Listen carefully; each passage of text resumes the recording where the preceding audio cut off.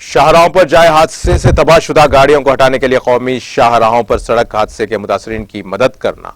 निजामाबाद से हैदराबाद तक हाईवे 43 पर सरकारी गाड़ियां हादसा से बचने में मदद के लिए घूमती रहती हैं, लेकिन लोगों को परेशानी का सामना करना पड़ता है क्योंकि वो उनके बारे में नहीं जानते।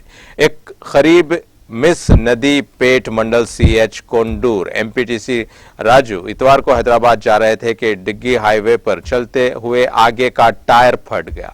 एक बड़ा हादसा टल गया क्योंकि एमपीटीसी राजू को खुद इस हकीकत से आगाह किया गया कि वो गाड़ी चला रहा था और फौरी तौर पर कार को कंट्रोल करके उसे रोक दिया।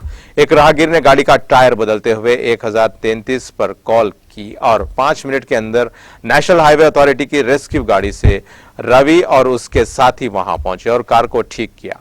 एमपीटीसी राजू ने मदद के लिए इतनी जल्दी आने पर हाईवे के अमले का शुक्रिया अदा किया। मंडल मुस्लिम कमेटी के बानी शेख गौस, जामा मस्जिद के साबिक सदर सैयद जमील और दीगर गाड़ी में सवार थे।